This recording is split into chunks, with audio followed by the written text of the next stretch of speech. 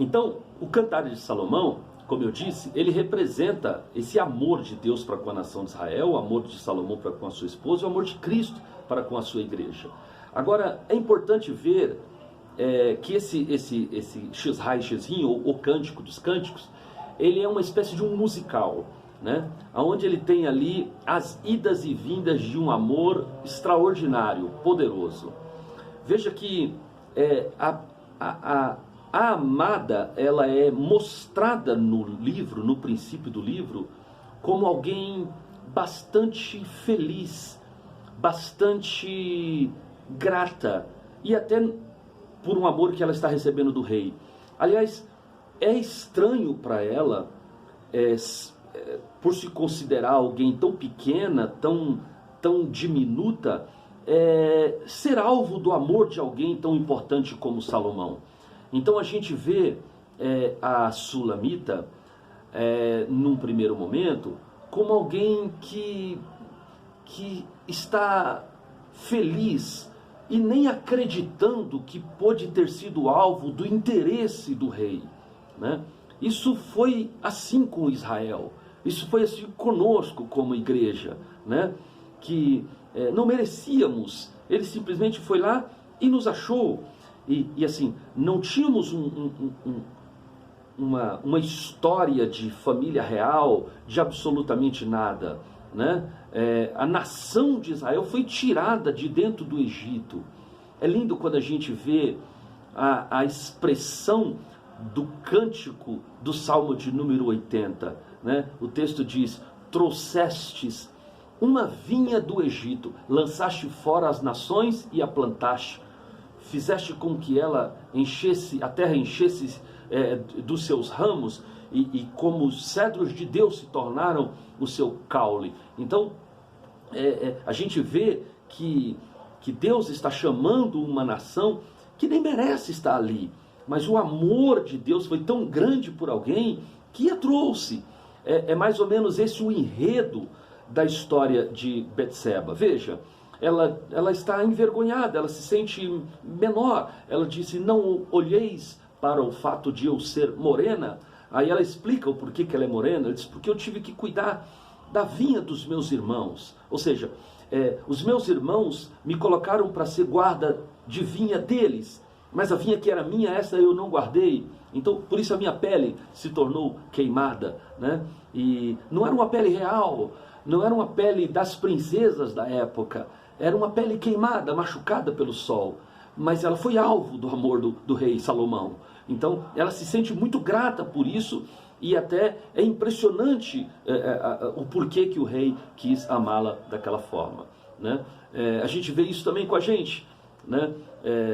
A Bíblia diz no Evangelho de João: não escolheste vós a mim, mas eu vos escolhi a vós, e vos nomeei, para que vades e deis fruto, e o vosso fruto permaneça, a fim de que tudo quanto em meu nome pedides ao Pai, Ele vos conceda. Ou seja, nós também somos privilegiados. Tem um louvor que diz: ó, porque Jesus me ama, eu não posso explicar. É um fato, né? O que aconteceu com Betseba, o que aconteceu com a nação de Israel, né? Veja, no Cântico da Vinha, do capítulo 5 do profeta Isaías, né? Agora cantarei ao meu amado o cântico do meu querido a respeito da sua vinha. Aí o profeta canta: o meu amado tem uma vinha num outeiro fértil, e a cercou, a limpou das pedras, a plantou de excelentes vides, edificou no meio dela uma torre, construiu no meio dela um lagar, e ficou esperando que desse uvas boas, mas deu uvas bravas, né? Então a evolução do amor de Deus com a nação de Israel tem tudo a ver com o enredo desse cântico dos cânticos, né? O livro de Cantares de Salomão. Depois você vê a amada subindo, e quando ela vem em direção ao rei, ela vem protegida. Isso é muito importante, isso é poderoso, ok? Porque o texto vai dizer: eis a liteira de Salomão. A liteira era uma espécie de um carro conduzido por 4 servos ou 4 escravos, né? Onde tinha uma pequena cabine, e ali naquela pequena cabine ia lá uma moça, uma virgem, uma donzela, ou uma senhora de muitas posses. Era carregado por pessoas. Então tinha uma liteira, chamava-se liteira aquilo. Então essa liteira que o autor, o Salomão, canta no seu cântico, no Shizai-Shizim, ele diz assim: esta é a liteira de Salomão. A amada está vindo nessa liteira. Aí ele diz: 70 valentes estão ao redor dela, cada um com espadas nuas nas suas mãos, por causa dos perigos noturnos. Ou seja, o amor, o apreço que Salomão tem por essa mulher é tão grande que ele prepara essa viagem em direção a ele, Salomão, tratando de protegê-la de todas as formas. Então, eu vejo nisso na nação de Israel. Veja quantas guerras e batalhas Israel, mesmo com força absurdamente menor do que os seus inimigos, tornou-se vitorioso em Deus. Porque os valentes de Deus estavam ao redor. Né? Eu vejo na passagem, por exemplo, do Eliseu e Geazi, né? Do Reino Norte, quando o Geazi está todo preocupado por conta do exército de inimigos que é gigantesco, que está em volta deles, e o Eliseu está tranquilo. E aí, vendo a agonia do seu servo, Geazi, o Eliseu diz: ó Deus, abre os olhos do moço para que ele veja.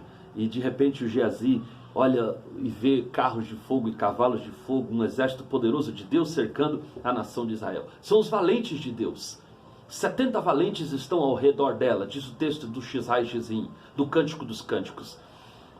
70 valentes estão ao redor dela, cada um com sua espada nua na mão, por conta dos perigos noturnos. Deus também nos trouxe dessa forma e nos guarda e nos protege também como igreja. Uma outra coisa que se parece nesse Cântico de Salomão, mostra como aquela mulher é trazida para o templo, para o palácio, e ela é preparada, é dado a ela toda sorte de cuidados e de mimos naquele palácio. O rei preparou um jardim fechado com fontes seladas, né? O rei Salomão fez para si também no meio daquele jardim um palanquim de madeira do Líbano, com assento revestido de púrpura e almofadas revestidas de púrpura, cheias de amor pelas filhas de Jerusalém. Ele prepara um lugar para se relacionar com ela, ele prepara um lugar especial para ela. Ela está sendo levada às moças que vão prepará-las com banhos, com banquetes, com perfumes, para que ela se apresente ao rei. E o rei fica feliz com isso e prepara ali uma festa, e naquela festa ele iria anunciar aos seus amigos todo o amor que ele tinha por ela. E aí você vê no cântico ele dizendo: bebei abundantemente, ó amados, bebei abundantemente, ó queridos. E ele estava ali feliz naquela festa, porque seria a festa da apresentação da sua amada. Mas a sua amada, depois de ter sido trazida de um lugar ermo, esquisito, pobre, depois de ser cuidada com mimos e com gratidão pelo rei, ela se sente a poderosa, né? E ela deixa o sentimento de gratidão de lado, depois de estar limpa, perfumada, ornamentada, e ela só era alguma coisa porque o rei lhe fez ser alguma coisa. Mas essa amada agora, ela negligencia esse amor, ela esnoba esse amor, tal qual Israel fez, né? Como Gomer fez com Oséias, por exemplo, né? E ela negligencia esse amor.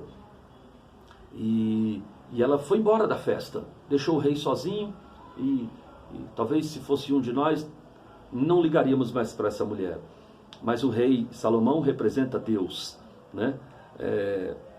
E aí o rei vai atrás dela, e ela está em casa, ela foi dormir, e aí o rei bate na porta, disse: abre a porta, e convence-a a abrir. E ela reluta em abrir a porta para o homem que lhe deu tudo. E ela esnoba esse amor, esse carinho, esse investimento que lhe foi feito. E ela disse assim: já lá tirei os meus vestidos, como os tornarei a vestir? Já lavei os meus pés, por que torná-los a sujar? Naquela época não tinha piso, né? Era chão batido. Lavava-se os pés na hora de dormir. Mas ela disse que o rei continuava insistindo, dizendo: abre-me, irmã minha, pomba minha, formosa minha. E aí ele explica as razões porque ele quer que lhe abra a porta. Porque eis que a minha cabeça está molhada de orvalho, e os meus cabelos estão molhados das gotas da noite. Abre-me. E ela não quer abrir. Às vezes também essa é a relação que Deus teve com a nação de Israel, sabe? Ah, se meu povo, que se chama pelo meu nome, se humilhar, orar, buscar a minha face. E Israel não queria.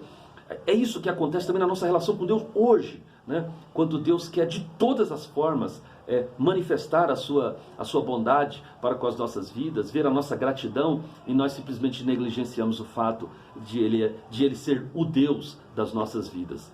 Então, aí o rei coloca a mão pela porta, não tinha chave naquela época, fechadura, a mão pelas aldravas da fechadura, e quando ele coloca as mãos para tentar abrir a porta, ela diz que sente o aroma do seu amado. Aí ela diz, e o meu coração se estremeceu de amor por ele.